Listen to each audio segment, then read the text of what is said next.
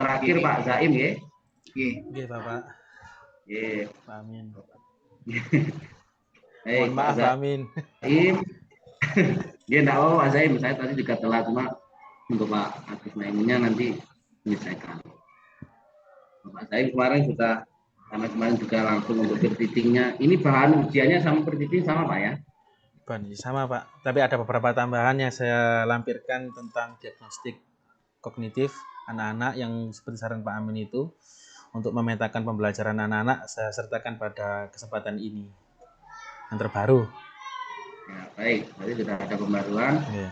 Luar biasa. Kemarin sudah melihat prakteknya Pak Zaim. Nanti juga untuk langkah-langkahnya bisa dicontoh Bapak Ibu ya, terkait dengan penyusunan di modul ajarnya. Jadi kolom-kolomnya sesuai dengan model yang dibuat. Kemudian terkait dengan model pembelajaran tadi sudah dibahas tentang sama dengan Pak Lulu tadi learning. Kemudian metodenya di sini. Mungkin kemarin saya menyimaknya mungkin kurang segitu. Di sini marketplace activity ini seperti apa Pak Zain?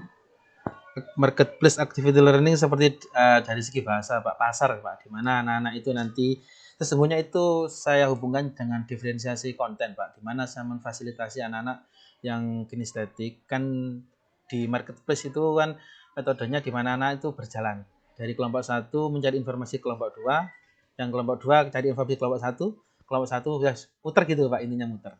Nah, itu saya memfasilitasi anak-anak yang kinestetik sesungguhnya. Baik. Jadi ini kemarin juga nampak juga pembelajaran berdiferensiasi yang sudah diterapkan. Mungkin saya juga karena ini menguji melihat pemahaman kembali. Kalau menurut Pak Zaim pembelajaran berdiferensiasi itu seperti apa nih Pak? Menurut pandangannya Pak? Yang saya pahami di mana pembelajaran tersebut mencoba untuk memberikan fasilitas kepada anak-anak sesuai dengan gaya belajar mereka. Yang saya tahu seperti itu, Pak. Ya. Baik, kemudian di modul ini Pak Zaim mencoba menerapkan diferensiasi di kontennya, Pak. Ya, di kontennya. Untuk produk, untuk apa? Proses sama kalau konten itu otomatis nanti di prosesnya pasti kan juga kontennya ada berapa dulu, Pak Zaim? Di dalam modul yang saya saya capai cuma 1, Pak. Karena memang kalau saya masukkan semua, saya kebingungan, Pak. Waktu, kebingungan juga untuk menerapkannya kesulitan, Pak. Jujur saya kesulitan untuk merenungkan bagaimana sih saya renungkan untuk semuanya ketika saya terapkan itu saya kesulitan. Akhirnya saya ambil cuma 1 aja. Jadi Pak Zaim ini kan fokusnya kepada zakat ya, apa kepada ada di dalam itu kan ada zakat, infak, mal, sodako, dan hadiah, Pak. 5. 5 hanya itu ya. Pertemuan 1 zakat. Ya, 1 zakat. Jadi kalau pemahaman Pak Zaim dulu saya tanya terkait diferensiasi konten itu berarti apa maksudnya? Diferensiasi konten berarti di mana saya mengklasifikasikan anak-anak sesuai dengan gaya belajarnya, Pak. Yang saya pahami seperti itu. Ini kan ada diagnostiknya untuk mengklasifikasikan. Setelah diklasifikasikan menurut gaya belajarnya, berarti kan kita menyiapkan konten sesuai dengan gaya belajarnya itu kan. Ya. Pak Zaim mengklasifikasikan ada berapa tipe gaya belajar? 3, Pak. Nah, apa saja? Kinestetik, auditori, sama satunya itu apa sih Pak yang kinestetik, auditori, sama satunya yang anak-anak suka baca itu loh Pak, satunya lupa. Visual. Visual, ya Allah, nggih, visual. Visual. Ya, jadi ini kalau Pak Zaim bagus ini untuk penyempurnaan saja Pak Zaim. Jadi kalau Pak Zaimnya sudah memetakan seperti itu nanti akan kelihatan menonjol dan juga ketika PPL akan kelihatan bagus kalau sudah bisa menerapkan diferensiasi. Jadi kalau memang kontennya berbeda, pasti prosesnya berbeda. Namanya aja konten. Ya, konten itu kan materi Pak ya. Jadi Pak Zaim membuat materi di sini tentang zakat, tapi fokusnya pada zakat. Ada siswa yang bertipe auditori yang berarti gaya belajarnya senang kalau mendengarkan suara, kalau langsung ibaratnya ya kaitan dengan suara, bisa juga dengan audio visual, suara plus gambar dan sebagainya. Ada anak yang belajarnya itu visual, mungkin kalau dengar suara terganggu, kalau melihat rame mungkin nggak begitu paham karena sukanya membaca saja, melihat atau melihat gambar tapi melihat. Ya ada anak juga yang tadi ya mungkin auditori atau visual tapi lebih semuanya bergerak tadi kinestetik, sehingga memang ya berarti kontennya 3 kalau diferensiasi. Ya, 3 tadi Pak Zaim, market activity tadi mungkin itu untuk kinestetiknya, jadi menyiapkan materi zakat mungkin ditaruh di ruangan untuk anak nanti akan berkeliling melihat materinya. Ya, mungkin bisa jadi juga ada di marketnya itu untuk memfasilitasi untuk yang audio, ya menyiapkan dalam bentuk tayangan itu ya video pembelajaran di situ. Mungkin ya untuk yang membaca modul-modul yang terkait. Jadi kalau menyiapkan ya 3 minggu terkait. Satu, market activity tadi sudah disiapkan. Yang kedua yang berbentuknya visual berupa modul-modul, kemudian buku-buku bacaan dan sebagainya. Yang ketiga terkait dengan auditori dengan mungkin rekaman atau mungkin video untuk disiapkan di situ, sehingga nanti memang pembelajarannya agak kompleks ya, sulit penerapannya, cuma tapi yang paling penting itu nampak gitu kan, untuk fasilitasi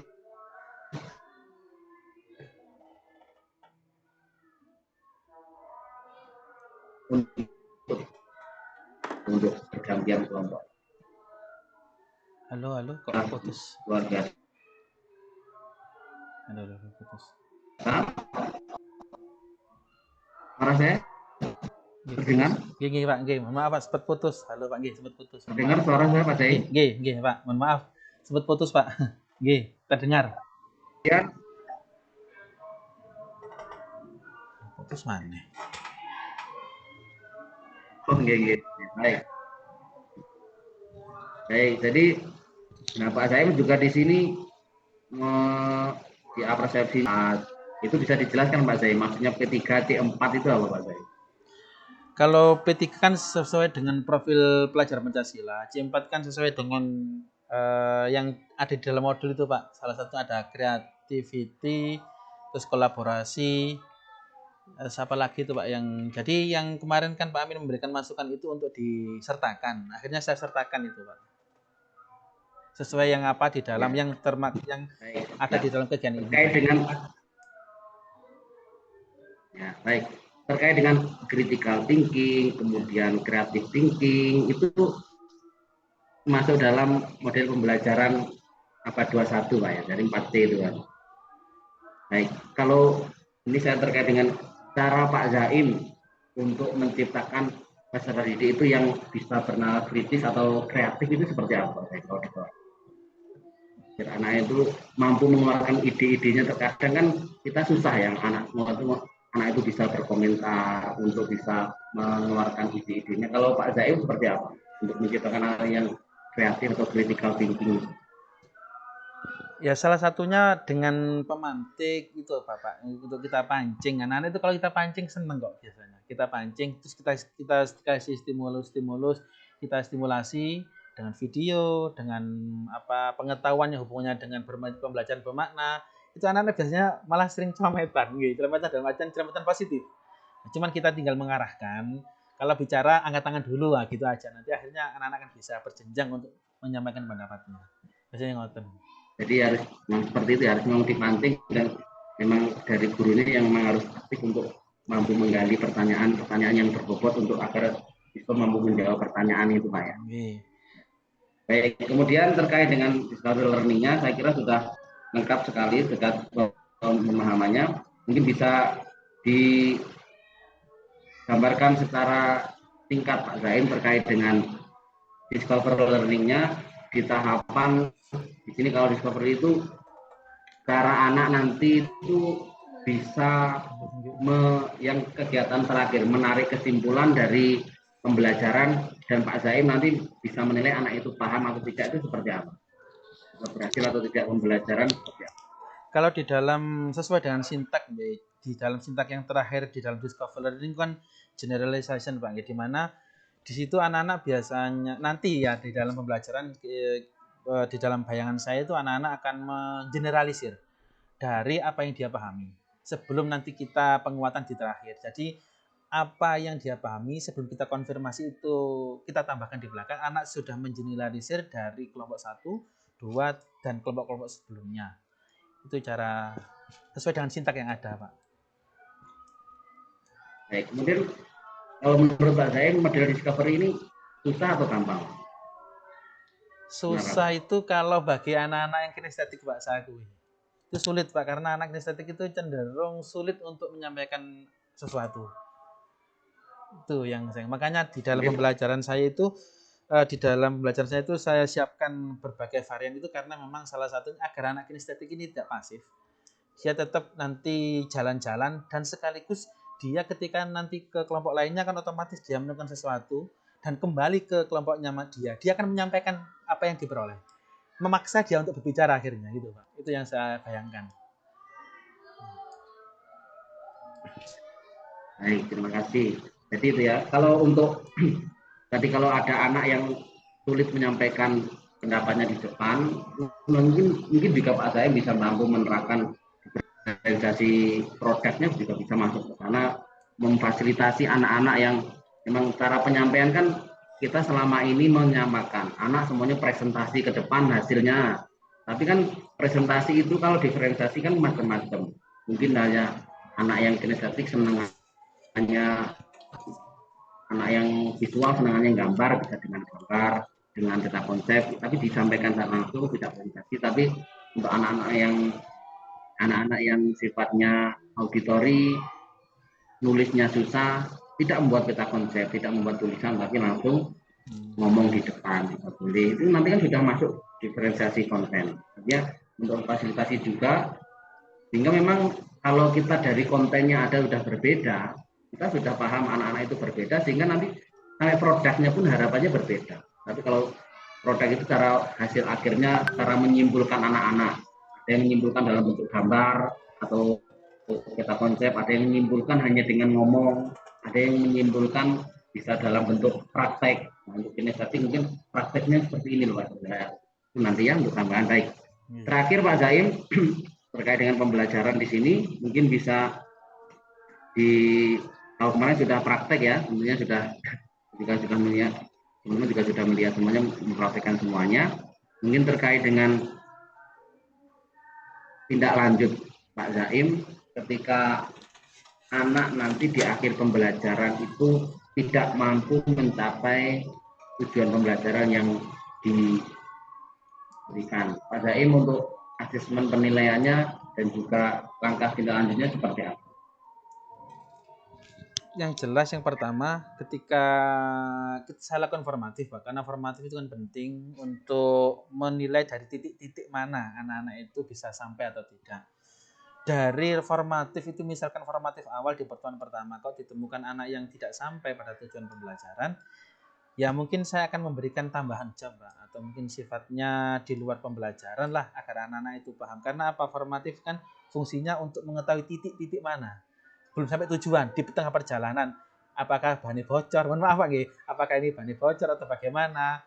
Nah ini kan otomatis sebelum sampai kepada selesai di ujung, anak-anak sudah kita ketahui, oh ternyata anak ini kurang di sini. Otomatis sebelum melangkah ke selanjutnya di pertemuan kedua, anak-anak sudah bareng-bareng naik mobilnya, bareng-bareng nggak sampai ketinggalan. Kalau saya mikirnya seperti itu. Ya. Kalau untuk formatifnya sendiri, untuk materi ini Pak Zaim, formatifnya penelitian dalam bentuk apa saja? Yang jelas, kalau yang pertama lisan yang jelas Pak. Lisan itu mungkin saya bisa mengamati. Kalau nanti yang bersama-sama dan sifatnya individu itu saya menyiapkan itu kuisis yang sifatnya mode kertas Pak. Anak-anak sambil bermain. Nah, kuisis anak-anak nggak usah pakai HP online, tapi nanti kita bisa langsung bisa melihat hasilnya kuisis mode kertas. Itu nanti akan otomatis keluar langsung nilainya anak-anak secara langsung di samping nanti lisan. Itu yang saya siapkan. Baik, untuk kuisis di sini tadi saya menyambung tentang kuisis, mana menarik sekali. Terkait dengan kuisis di sini, memang anak-anak difasilitasi, anak-anak ngerjakan sendiri atau saya hanya menampilkan di depan. Kalau mengerjakan sendiri, apa memang anak-anak ada fasilitas di sekolah berupa komputer atau memang anak-anak bawa HP? Tidak Pak, kuisis mode kertas itu kita yang mode kertas. Mode kertas yang baru itu loh. Jadi anak-anak kan tinggal kasih kita barcode sambil main-main juga Pak. Itu anak seneng. Itu saya jalankan tahun kemarin. Saya jalankan 1 tahun itu seneng anak-anak. Baik, dari tadi kurang terdengar mode kertasnya tadi.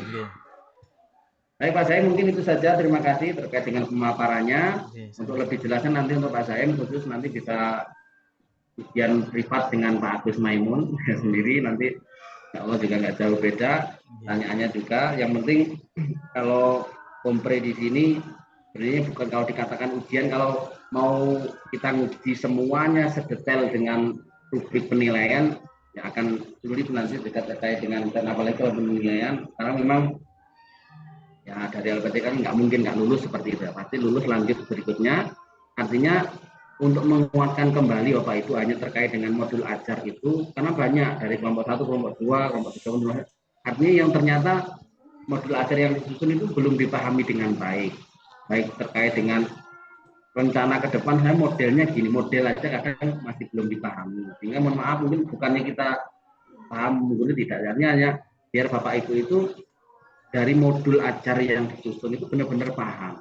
Tujuan saya ini belum kita tanyakan terkait profil pelajar Pancasila, mengapa milih 3 itu, mengapa milih 2 itu, kemudian terkait dengan harusnya kan ada penulisan PTK terkait dengan, tapi kan kita fokusnya hanya pembelajaran saja yang dimana nanti Bapak Ibu benar-benar siap ketika PPL itu, ketika nanti Bapak Ibu membuat video, kalau menulisnya di modulnya saya menggunakan metode itu semisal, tapi di prakteknya modelnya beda, nah itu nanti kan mengurangi nilai. Meskipun juga nanti di PPL pun juga ya bukan sekedar lewat, tapi tidak menentukan kelulusan sebetulnya kan ini kan nanti dibuat di UKIN tadi.